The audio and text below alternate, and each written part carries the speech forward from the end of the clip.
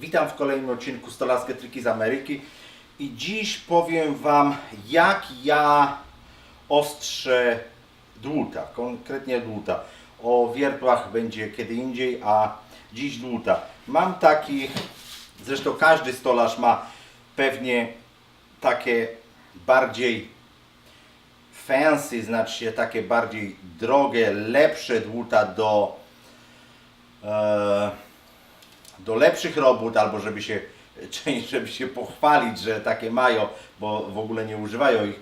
A część dłut jest takich, jak ja to nazywam, woły robocze, czyli wszystko nimi się robi, dlatego one są takie ubebrane w różnych rzeczach, często w szpachlach, w klejach najróżniejszych, bo po prostu one są takie woły robocze. I nie będę dorabiał teorii, jak niektórzy robią wielkie halo na temat ostrzenia. Ja Wam pokażę, jak ja to robię szybko i skutecznie. Po prostu ja jestem leniwy.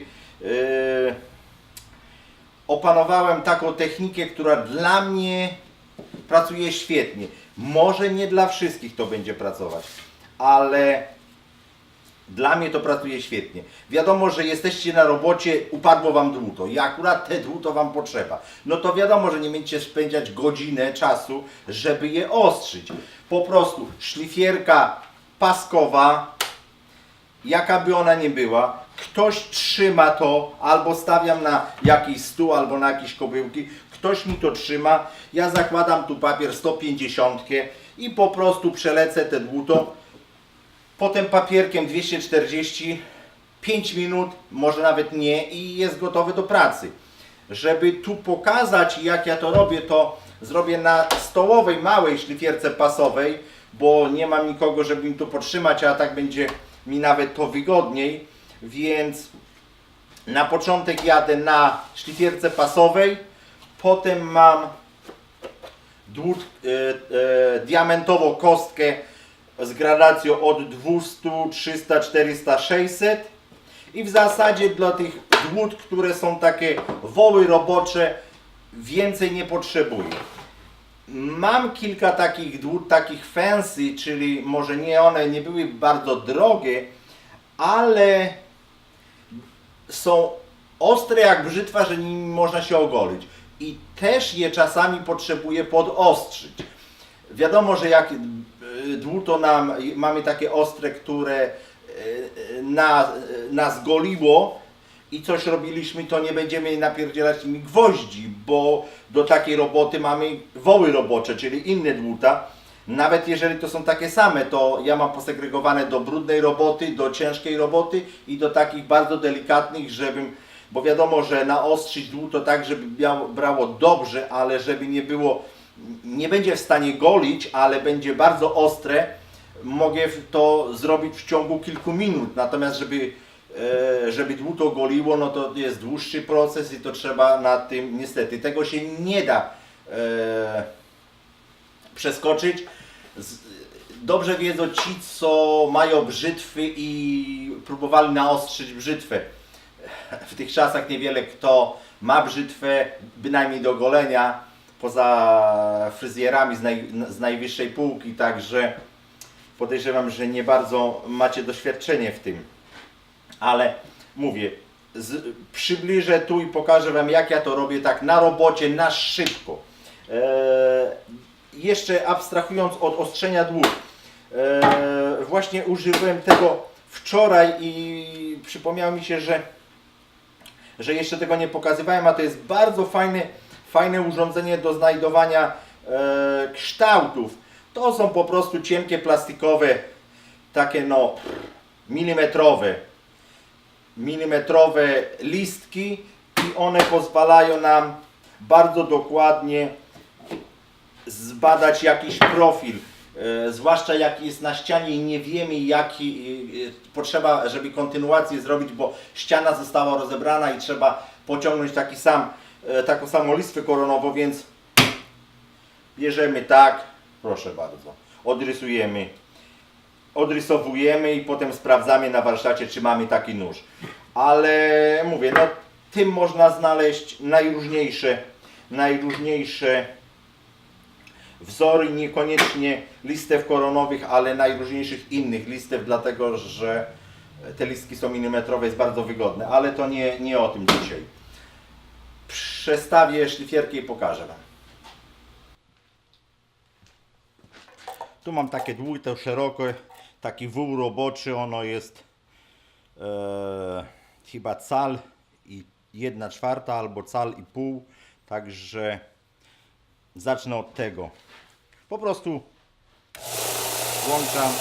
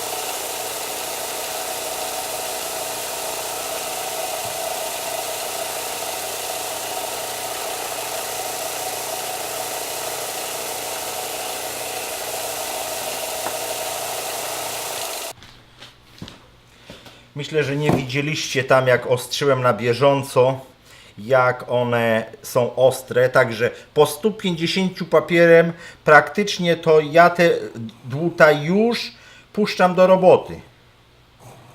Proszę bardzo.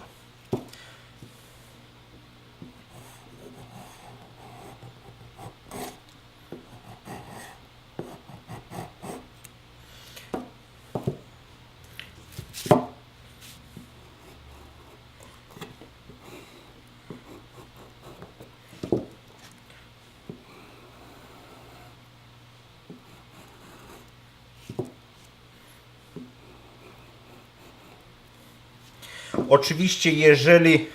Także to są te moje woły robocze i one już w zasadzie... No i ile mogłem czasu ostrzyć? Raz, dwa, trzy, cztery, pięć. 5 dłut, może 5 minut. Jak mówiłem, jestem leniwy i jeżeli one strugają mi paznokieć, to znaczy, że już są ostre, ale to ja potrzebowałem mnóstwo lat, żeby złapać taką wprawę, taką pewną rękę, że przytykam tak i już jest ten kąt, przytykam z tej strony i już jest płaska powierzchnia. Oczywiście na początku to mi to wychodziło, kurde, jak po pijanemu, ale teraz to już po prostu, jak to mówią, lata treningu rzeźbomistrza i wychodzi mi to bardzo dobrze. Jeżeli natomiast jeszcze potrzebuję, żeby te dłuta były ostrzejsze, to używam kostki diamentowej i zaczynam od 200 w jedną stronę, w drugą stronę i potem tu ustawić kąt i też.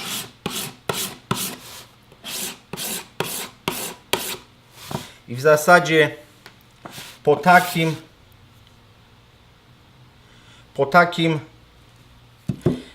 po 200 to dla woła roboczego to już po prostu nie potrzeba więcej. Oczywiście nie jadę wszystkie 200, 300, 400, tylko jadę 200, 400 i 600, końcówki 600. Ale jeśli jeszcze potrzebuję, żeby te dłuto było naprawdę ostre, to wtedy używam jeszcze innej rzeczy. Tu mam takie dłuto, to jest w zasadzie z tego kompletu, który ostrzyłem, ale ono jest szczególnie naostrzone, bo potrzebuję takie jedno, żeby mieć szczególnie ostre. Na czym ja to wtedy, jak już przejechałem wszystkie te do 600, wtedy mam taki do polerowania, taki płyn, czy to nie jest pasta, to jest płyn, a tu mam na kawałek z drzwi robionych, naklejoną mam skórę, normalną skórę naturalną i puszczam trochę tego i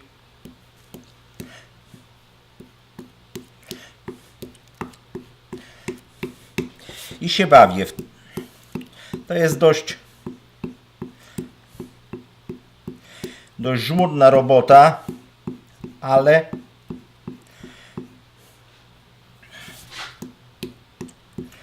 w jedną stronę, teraz górę.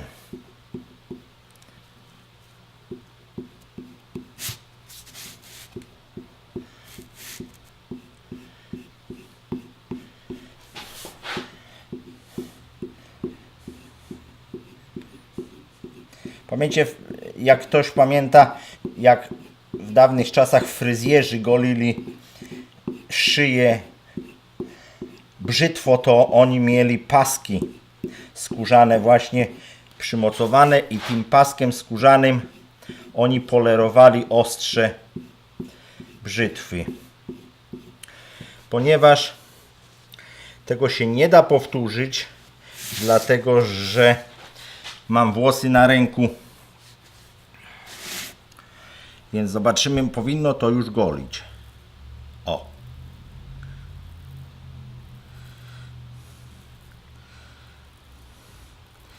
Mam nadzieję, że to będzie widać. Teraz będę wyglądał normalnie jak głupek z ogoloną ręką, ale mam nadzieję, że widać te włosy tu. I także te dłuto jest z tego samego kompletu i tu pisze, że to jest made in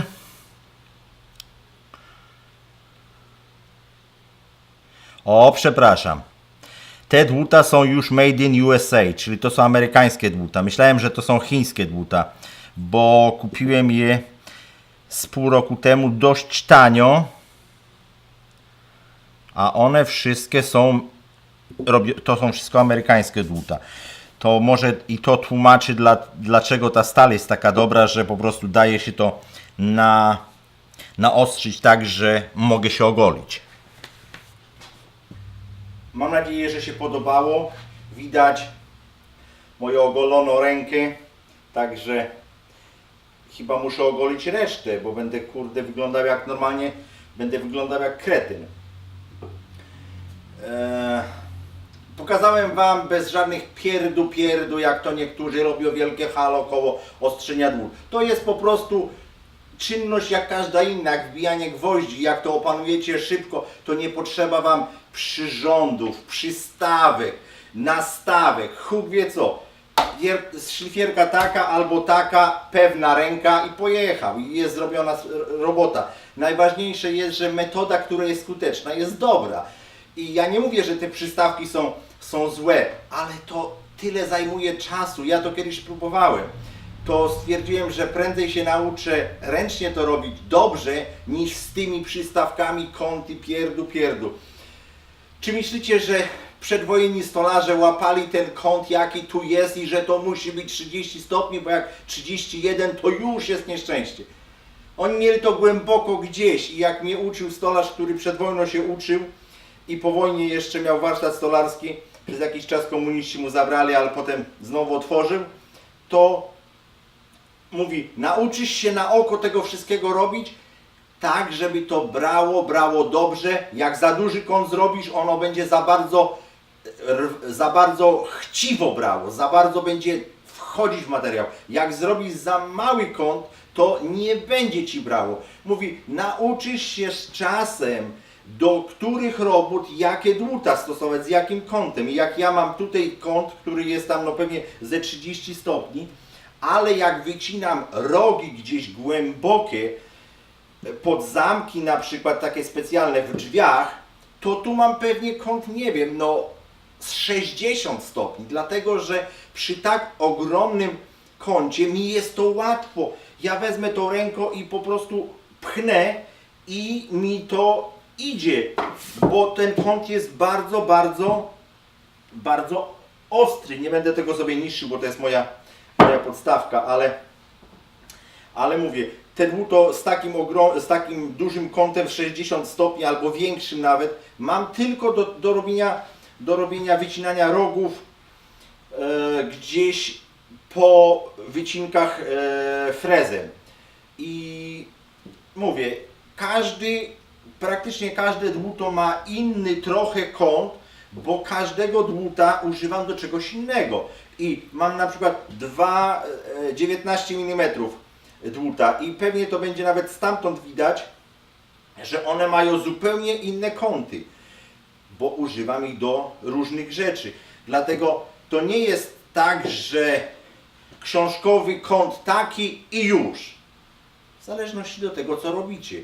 Tak jak mówiłem, metoda, która jest skuteczna, jest dobra. Ja wiem, że są niektórzy, którzy są bardzo konserwatywni i po głupiemu, ale po mojemu. Nieważne, że to coś nie pracuje, nie zmienią tego. Tak jak... A już nie będę mówił, ok. Mam nadzieję, że się podobało, że dzięki temu filmikowi zaoszczędzicie sporo czasu, sporo nerw, frustracji przy ostrzeniu narzędzi i zapraszam do oglądania następnych odcinków. Niech moc będzie z Wami.